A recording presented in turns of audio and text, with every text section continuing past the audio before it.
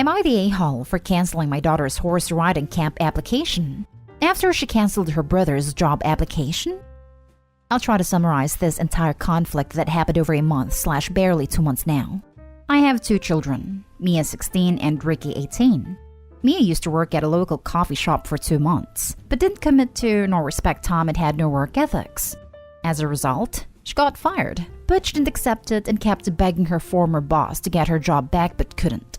She was so heartbroken over losing her first job this way. And besides, the coffee shop is or used to be her favorite place. Also, she was saving up to attend a horse riding camp but didn't have enough money, so I promised to pay for enrollment and application. A week after she got fired, she learned that her brother Ricky was trying to get her previous job. She went mad and kept begging me to not let Ricky apply to work at the coffee shop because her friends will find out and say the manager picked her brother over her. I thought that was overdramatic of her. And plus, Ricky is the one to decide which place to apply at, so I told her to leave it alone. Mia refused, saying if I don't do something, then she will. Days later, Ricky told me and his mom that someone logged into his email and canceled his job application at the coffee shop. He said he spoke with the manager and found out someone sent him a rude email pretending to be Ricky, saying he was canceling his job application and he no longer was interested in working at the shop, while adding insults to the coffee shop and the staff and the manager himself, etc., etc. The manager kicked Ricky out and even banned him from the shop completely. I immediately shouted for Mia to come downstairs, and after pressuring her, she admitted sending the rude email to the coffee shop manager to make Ricky lose the job opportunity. She defended herself, saying she felt awful that Ricky was planning to take her place at the shop and couldn't let it happen. I was mad. I told her I'm automatically canceling her horse riding camp application and taking the money paid back. She tried to argue and cried, saying I promised, and that I knew how much this meant to her. But I said that was an automatic response to what she did. Point blank, period. No buts or ifs, besides the fact she had to apologize to Ricky. My wife called me an a-hole for not seeing where Mia was coming from and said my love for her was conditional, since I promised to pay for the camp but took the money back as soon as she upset me. Mia hasn't been talking to me for 2 months except for basic words like good night, goodbye, etc. And my wife said Mia has every right to not talk to me ever again if she wanted. I wonder if I went too far or whether Mia deserved her punishment. I won't even get started on how awful Ricky felt, / is feeling because he's developed trust issues ever since. Now for the top comments. Not stay home. She did this to herself. Yep, and given mom's response, I can see why she feels her behavior was okay. Holy crap, yes. That mom is a huge problem here. Listen to this, OP. Ricky wasn't only hurt by his sister. He was and has most likely been hurt by his mother for a very long time. This blatant favoritism didn't happen overnight. He needs to know that he has at least one parent who won't see him as second best to his sister. He needs you to put your foot down and say, enough. I won't let you treat my child this way. It's not right. Not today home. She did it to herself. Does your wife usually favor your daughter like this, or is it a new development? You guys should have made her go to the coffee house, explain what she did and apologize to them as well as cancel the camp. Does your wife think there should be no consequences? Usually, yes. Does your wife think there should be no consequences? No. My wife thought I should have used regular punishment like taking her phone, having her care for the garden / pets for a week, or clean or wash dishes.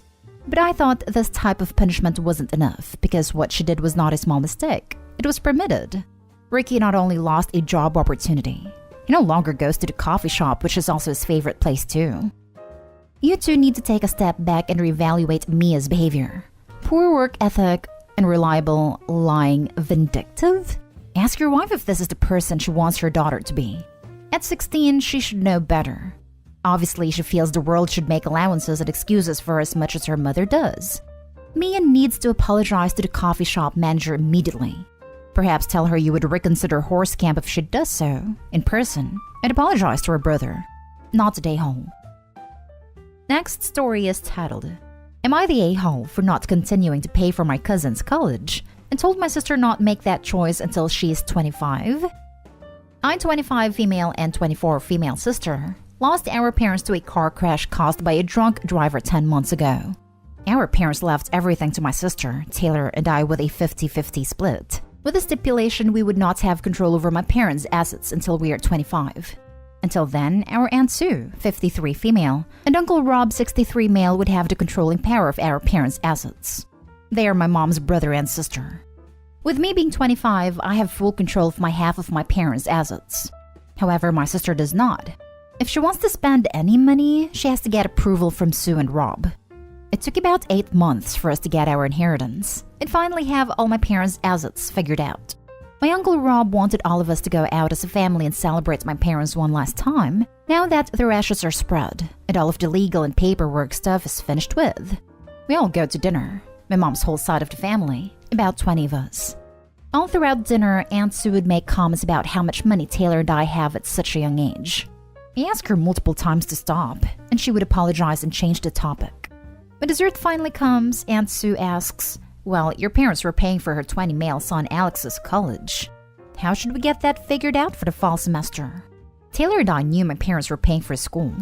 We also knew Alex has almost failed out twice. It has only completed 1 full year of classes despite him being in college for 3 years. Taylor and I both knew my parents were going to stop paying for Alex's college since he wasn't taking it seriously. They gave him multiple warnings. Taylor looks at Sue and says, "Can we please talk about this later? This really is at the time." Aunt Sue gets mad and said, "You both graduated college and have great jobs, and make enough to support yourself without the money your parents left for you." She said some other stuff, but to summarize, she thinks we need to learn how to be less selfish, and shared our inheritance with the rest of the family and that we have to pay for Alex's college, since that is what my parents said they would do. At this point, I blew up. I told my aunt that she needs to stop asking about the money. It isn't money our parents gave us. It is the money we inherited because our parents died. I would trade all the money in the world to have just another year with them, let alone the 20+ years they should have had. I told her that she was being a greedy witch and that I would do everything in my power to make sure that she never gets a penny from the inheritance, and that neither Taylor and I would be paying for Alex's college moving forward. I leave the table, pay for the whole dinner, and leave the restaurant. Taylor follows me out and we leave. Neither one of us has reached out to Sue or the rest of our family, and they have not reached out to us. Not stay home. She's trying to manipulate you into giving her and Alex the inheritance. It's clear that money is the only thing important to her. Your feelings, grief, and relationship mean nothing to her. You have no obligation to share any of the inheritance with anybody. Good for you for sticking up for yourself instead of continuously taking her crap. The stupid thing is that by assuming, they've messed things up for themselves. If they'd come to them at an appropriate time and ask respectfully if they'd consider paying their son's college, they might have got a more favorable response. By assuming it was a done deal and forcing the issue in a public family celebration, they've pretty much ensured they'll get nothing ever again. Quite likely an issue of pride that wouldn't let them show any kind of deference or humility to their younger relatives. The way she did it was a ploy. Asking them in public means they might be embarrassed to say no and agree to it. Definitely not stay home, but I would cut them and anyone else out if they mention it. Not stay home. You are totally correct. I tell this to anyone with greedy family. Would they do the same thing for you? You're not your parents. Your parents' money is not your family's money. It's only yours and your sister. Plus, if you pay for this, she would probably ask you to pay for other stuff like food, rent, etc. So she's just leeching off of you. Also, is there a way to stop your mom's family from using this inheritance? They may have just waited for you to get it to try and guilt trip you to buy it. They only have guardianship, so they cannot touch the inheritance. They can only prevent Taylor from touching it until she is 25. But that is only for about 9 more months. And I have let Taylor know if she needs to access her inheritance for any reason, I will give her whatever she needs so she doesn't have to ask our aunt or uncle. Not stay all at all. Good for you getting an attorney involved too, and I would make sure she cannot take money out herself. Look into having a forensic accountant if you suspect she's taking money herself also. Next story. Am I the a-hole for not buying my sister gifts to celebrate the birth of my nieces? Short version. My sister had twin girls in July, and because we are no longer in contact, I didn't send anything. She's mad and my parents were upset with me for not sending something for the girls at least. This has become such an issue, she's blasting it to every family member she can. Background. 3 years ago, my sister 29 female and I 31 female lost pregnancies a week apart. She had a miscarriage at 13 weeks and I had one at 19 weeks. She had wanted to be a mom and was trying since the age of 19. But she had suffered a miscarriage at 9 weeks. just a few months before her 13-week loss, and I knew she would want all the time and attention from our parents, so I kept mine private for a week. It was hard, but I knew she would not like me sharing the news sooner. When the time came, my husband told our families. She was furious at me for taking over in her time of need, and how it should have been no big deal for me since I terminated a pregnancy when I was 18. She told me she was the one really suffering, that I had wanted to wait for kids, and threw away a chance at being a mom in very horrible circumstances years ago. So how dare I pile on pain when she needed everyone around her? She told me she hoped I suffered for the rest of my life for what I did to her, and told me to drop dead. In the last 3 years, my husband and I discovered through more losses that we would need treatment for me to carry a healthy pregnancy, so we have been saving in private. We never told anyone about the other losses either. In part because I didn't want to deal with any mistreatment from my sister. Now it's expected that I will bridge the gap, I guess, or maybe just do everything possible to be an aunt to her daughters. But I'm choosing to stay away and to remain no contact with my sister after everything that happened, and this has just further proven how she will treat me. I hate upsetting my parents though. So am I the a-hole? Not the a-hole. She has a track record of making everything about her. How she is the one who really has the right to be the center of attention all the time. You don't keep in touch, so why would she expect that you would send a present? Besides, look at all the attention she is getting by making herself a victim. That is your gift. She gets double the attention. 1 for giving birth and 2 for being a victim and not getting presents from you. I picture her laying on her fainting couch with the back of her hand on her forehead saying, "Why is she so mean to me?" while everyone coos over her misery. Not stay home. Your sister is awful. It wasn't just her time of need. It was yours too, and you had the decency to wait to tell people. You have no obligations towards her or her kids. Why would you send gifts to a woman who hoped you suffered for the rest of your life for having a miscarriage at the same time as her, and who told you to drop dead? You're doing as asked, dropping dead and letting her be an even bigger a-hole today than she was back then. Good luck with your treatments. Exactly.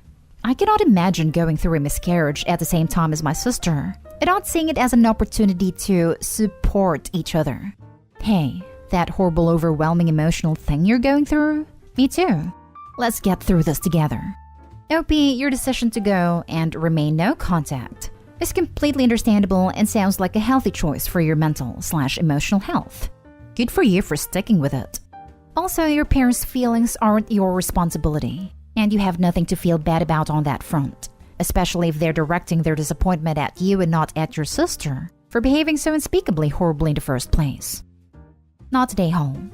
Life is too dang short to spend time, money, or energy on people who don't bring you peace. Your sister was selfish when she lost her pregnancy 3 years ago, and instead of commiserating with you, she blamed you for your loss, and then said she wanted you to suffer. There's no way in hell I'd ever speak to her again, let alone send her presents for procreating. Your parents can't force you to have a relationship with your sister, and if they try to pressure or guilt you into it, they're going to end up pushing you away. Now for the last story. Am I the a-hole for my response when my stepbrother insisted to know the name my husband and I picked for our son? My dad married my stepmom when I was 8, so I pretty much grew up with my stepmom and her family.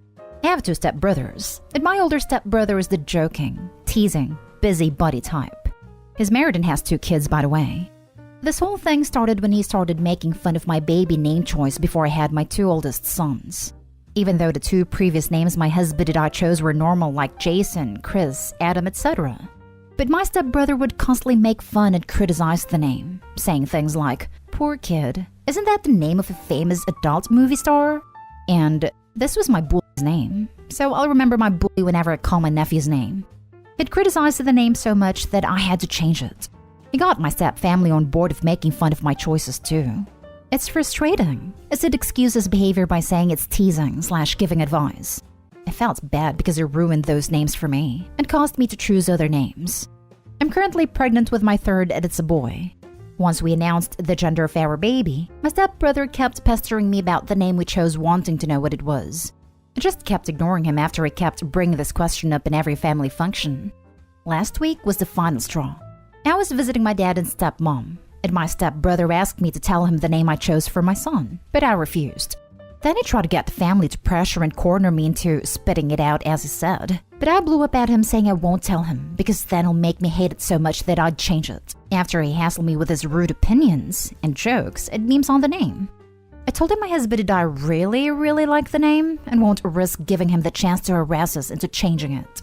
My stepbrother stared at me looking stunned. He then looked at his wife, then excused himself to the bathroom. He looked very upset. Everyone noticed and gave me some looks. My dad later pulled me aside saying what I said to my stepbrother and the way I spoke to him in front of everyone was unacceptable. He said he cared enough about me and my children to give me advice and share his opinions on my name choice, but I treated him with hostility and should prepare an apology for insulting him like that. Things have been tensed since then. Not stay home. Why does stepbrother get to treat you like crap, but you have to apologize for standing up for yourself? Your dad needs to step up and have your back. Also, it's just so weird that stepbrother is getting involved in this business. Is he competitive or jealous maybe? I would triple down to tearfully complain that he is harassing a pregnant woman.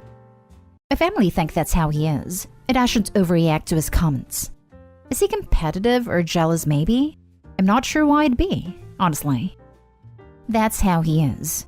He is an a-hole. You treated him like an a-hole, and somehow everybody's shocked? Not stay home. My dad later pulled me aside saying what I said to my stepbrother and the way I spoke to him in front of everyone was unacceptable. What about everything he has said to you and the insults he's thrown about your kids' names? I don't know what his issue is, but he has no right to be upset over being called out on the way he's acted. Yes, exactly what you said here. Honestly, I somehow find myself blamed no matter how I react, saying I'm overdramatic and oversensitive and take no constructive criticism.